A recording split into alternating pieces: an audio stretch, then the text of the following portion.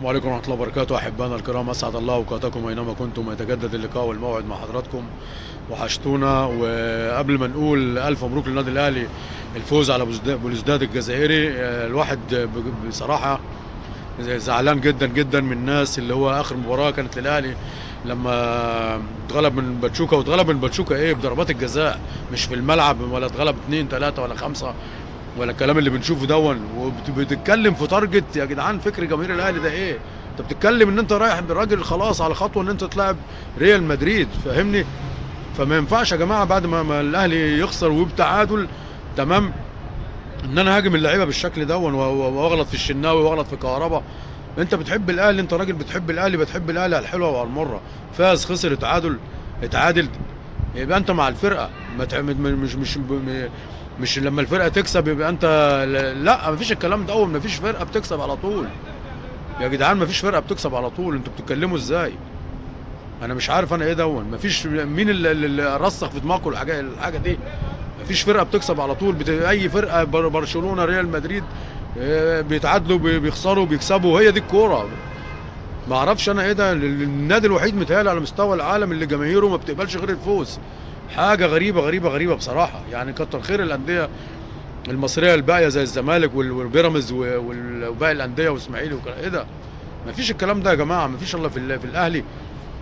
عيب عيب اللي حصل يا جماعه. قبل ما نقول مبروك الفوز على الجزائر، عيب عيب اللي حصل من الناس اللي هي في مباراه الاهلي وباتشوكا في قطر تنتقد اللعيبه. عيب عيب بصراحه. يعني الواحد زعلان من يوم المباراه دي. يعني لو جات جون من بتاع الكهرباء، جات جون او بتاع، كنت هتقول الله 10 على 10 وبتاع. بتحب الاهلي، حب الاهلي على اي وضع، وادعم اللعيبه على طول الخط. بس انا مش طالع اقول اكتر من كده. الف مبروك النهارده الفوز الاهلي على بلوزداد الجزائري. وهو ده العادي. العادي هو الاهلي، هو الانتصارات، الاهلي هو الفوز، الاهلي هو البطولات، تمام. الفرقه اخفقت مره، ما تذبحوش اللعيبه يا جماعه. وادعم لعيبتك. انت محب، بكلم جمهور النادي الاهلي، محب لفرقتك، يبقى على طول الخط مع الفرقه. مش فرقه وقعت في محطه او كده تحط عليها. امال الجماهير الفرقه الثانيه تعمل ايه؟ الف مبروك النادي الاهلي الفوز على بلوزداد الجزائري. والاهلي يمطر بلوزداد الجزائري اليوم بسداسيه مقابل هدف. وهو ده الاهلي، وده العادي بتاع الاهلي.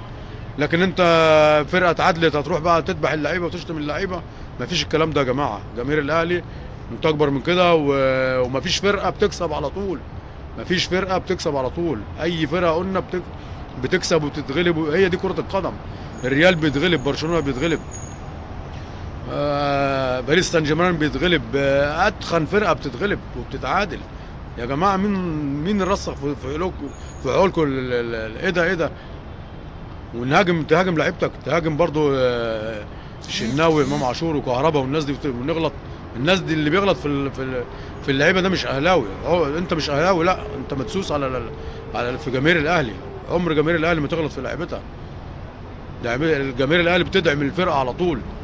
انت محب للنادي، يبقى على طول في ظهر الفرقه وفي ظهر النادي. غير كده انا ما اعرفش.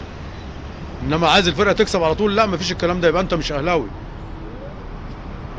ما اعرفش انا ايه العقليه دي. في فرقه بتكسب على طول. الف مبروك النهارده الفوز للنادي الاهلي على بلوزداد الجزائري. عيب عيب يا جماعه. جماهير الاهلي ارقى من كده، وندعم الفرقه. السلام عليكم.